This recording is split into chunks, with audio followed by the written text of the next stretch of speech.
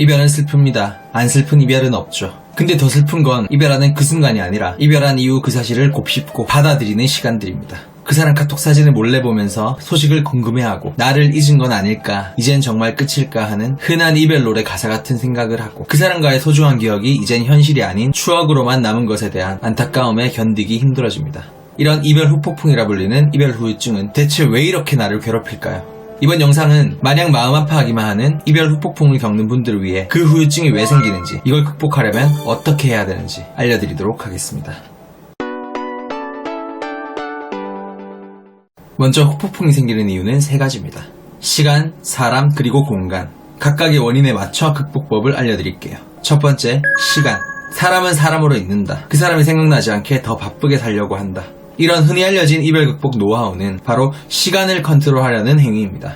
그 사람이 생각나 미치겠고 이 슬픈 감정이 견딜 수 없을 정도로 강렬할 때가 언제죠? 바로 시간적 여유가 있을 때입니다. 우리의 뇌는 끊임없이 뭔가를 생각하고 있어요.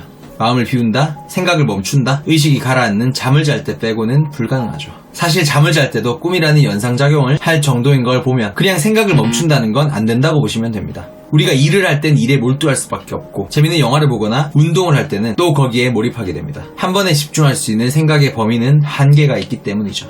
근데 그 생각의 방향이 지금 내 앞에 있지도 않고 만나고 있지도 않은 그 사람에게 향해 있다는 건 그냥 할 게 없다는 거예요. 몸이 편하니까 딴 생각이 드는 거고 현재의 내 삶에 만족감이 안 드니까 자꾸 과거를 회상하게 되는 거죠. 그리고 그런 딴 생각, 회상의 시간이 길어지고 많아질수록 잃어버린 그 사람에 대한 그리움, 슬픔 등의 집착은 점점 커질 수밖에 없습니다. 그렇기 때문에 그걸 극복하는 제일 좋은 방법은 내가 좋아하는 다른 무언가에 몰두하는 거예요. 남들이 볼 때 왜 저렇게까지 해? 라고 생각할 만한 것도 괜찮습니다. 당장 말초적인 거라도 상관없어요. 운동하거나 쇼핑하거나 먹거나 게임하거나 자거나 하루종일 책이나 웹툰 정주행을 하거나 일단 여러분이 그 행위 자체에 몰입해서 할 수 있는 거면 됩니다. 한동안 그러다 보면 시간은 흘러가기 마련이고 사람은 망각의 동물이기 때문에 결국 점점 멀어지는 시간 속 그 사람에 대한 기억 또한 흐려질 겁니다. 굳이 잊으려고 애쓸 필요 없이 그렇게 자연스럽게 잊혀지는 게 가장 확실하고 건강하게 이별을 받아들이는 자세입니다. 두 번째, 사람 때문에 후폭풍이 오는 경우도 많습니다. 일단 나랑 헤어진 그 사람이 만나는 그 다음 사람이 신경 쓰이는 경우, 심지어 나 다음에 그 사람과 잘 지내는 것처럼 보이면 속이 뒤집어지죠. 그리고 내가 새로 만나는 사람이 마음에 안 들 때, 소개팅이든 놀다가 만난 사이든 지금 내가 만나는 새로운 사람이 전에 만났던 그 사람보다 못하다, 정이 안 간다고 생각이 들면 더 이별이 아쉽고 슬퍼지죠. 마지막으로 남들이 잘 만나고 있는 모습을 봤을 때도 후폭풍이 옵니다. 주위에 커플이 많거나 남들이 연애를 많이 하는 봄이나 연말 시즌의 경우 더 마음이 아프고 그 사람이 그리워집니다. 그렇기 때문에 결국 이런 후폭풍을 이겨내기 위해선 그 사람과는 다른 좋은 사람을 만나거나 이왕이면 그 사람보다 더 나은 사람을 만나 잘 되면 되는 거예요. 그게 유일한 길입니다. 마냥 슬픔에 취해서 아무것도 하기 싫어, 다 의미 없다, 새로운 사람 만나면 뭐해 라는 부정적인 관점에 굴복하면 안 됩니다. 새로운 사람을 만날 기회를 더 많이 만드세요. 어차피 솔로잖아요. 놀러 다니고 소개도 받고 모임이나 새로운 활동 같은 것도 하는 거죠. 그리고 그렇게 해서 생기는 새로운 기회들을 잘 잡기 위해 나를 위한 투자를 하는 게 필수입니다. 이쁜 옷, 좋은 화장품, 피부관리, 운동 등등 알고는 있었지만 귀찮아서 안 하던 나에 대한 투자들을 시작하세요. 아무리 힘든 과거를 갖고 있더라도 결국 앞을 보다 보면 극복될 수밖에 없는 겁니다. 세 번째, 공간.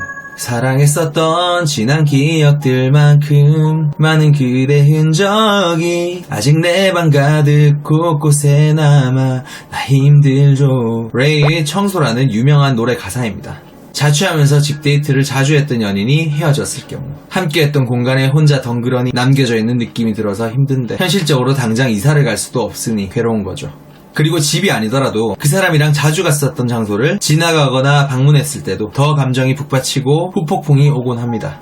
왜냐하면 우리는 3차원의 세상, 공간적인 개념에 살고 있기 때문이죠. 그래서 공간에도 감정이입을 하고 의미부여를 해요.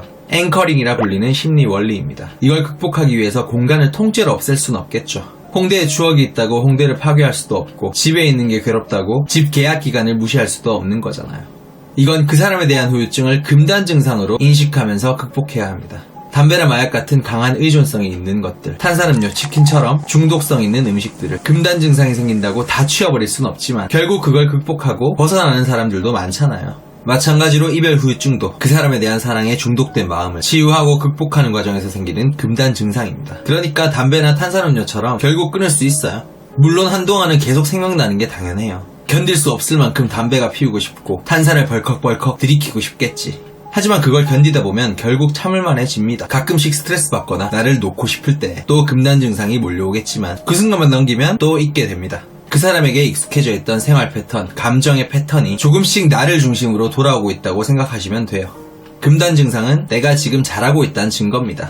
너무 괴로우니까 연락해야 되겠다. 너무 보고 싶으니까 다시 찾아가야 되겠다. 너무 힘드니까 술 마시고 전화해야 되겠다.